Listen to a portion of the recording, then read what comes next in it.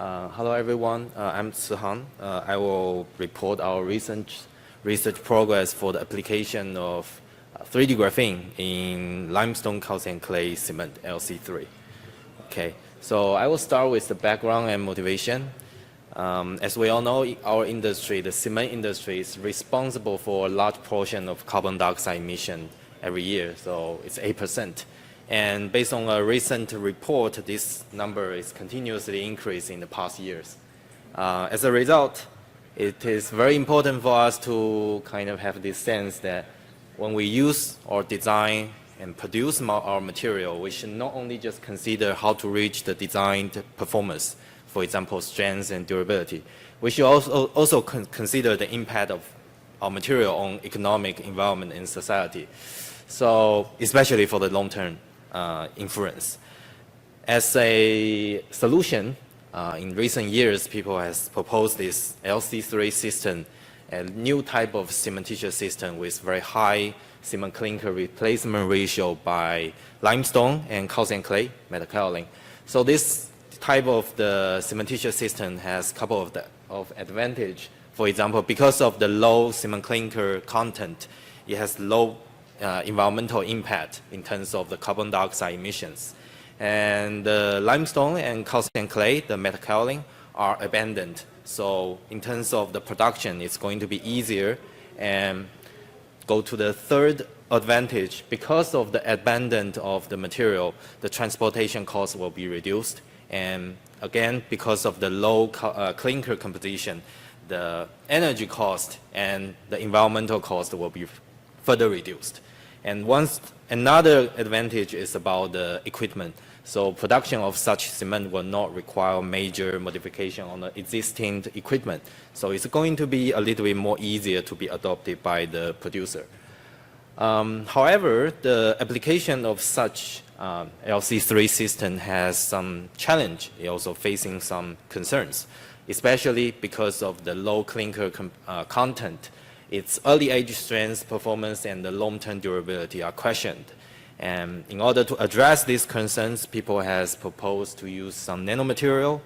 And in our case, we try to use 3D graphene. It's also a nano-scale particles as a cement additive to help and kind of compensate the reduction in the early strength and maybe long-term durability. Okay. So we've tried to close this gap. For our research objective, first of all, we will study the methodology of mixing 3D graphene with the LC3 system, and then evaluate the strength and long-term durability. Last but not least, we will also study and find out what's the underlying mechanism of why the 3D graphene will affect the LC3 system. Next, I will go to the experimental result. On the table showing that here is the mixture design. We have a reference, which is the R0-0, that's the OPC. And then the R60-0 is the LC3 system with 60% cement reduction. So we use limestone and metakaolin to replace 60% of the cement.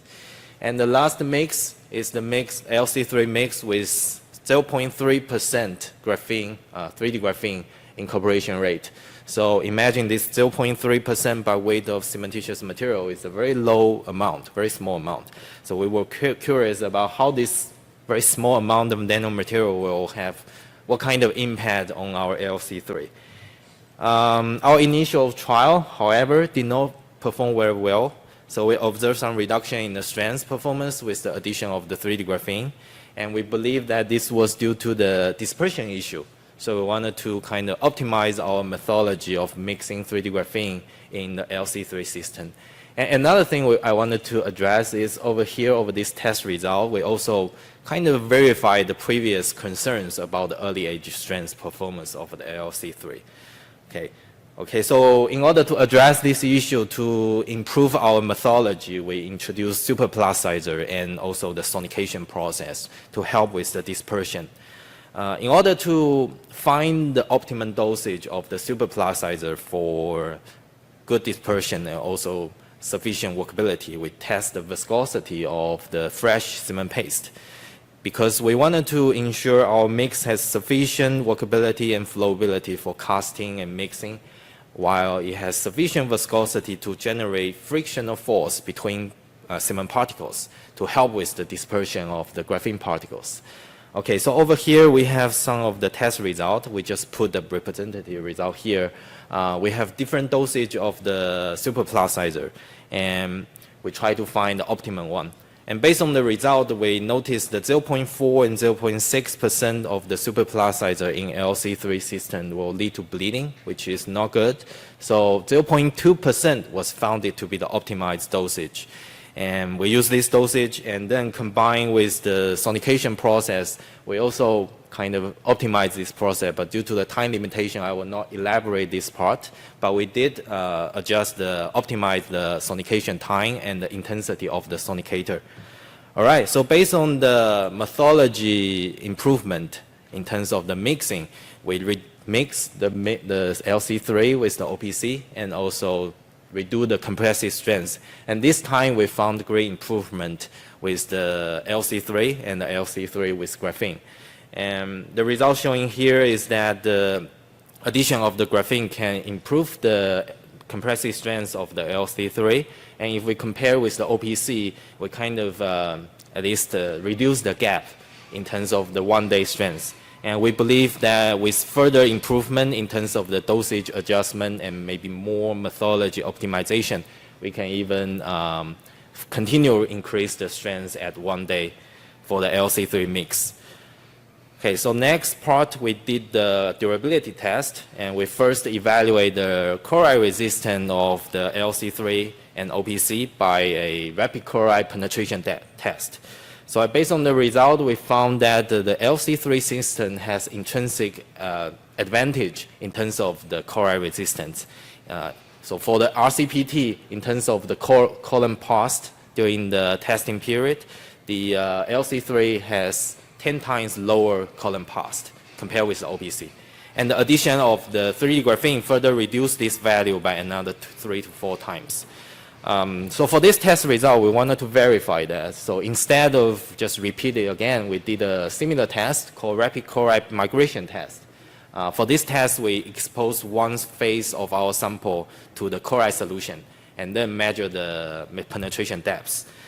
For this test result, we have a photo showing here that, again, the LC3 has much better chloride penetration, so we have much thinner chloride penetration depths.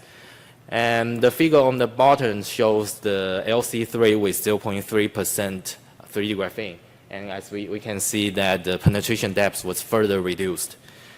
To quantify this test result, we calculate the migration coefficient of the chloride ions. So basically, it's the kind of represent the penetration rate of the chloride ions. So very similar trend was found. So we kind of verify our previous test result from the RCPT.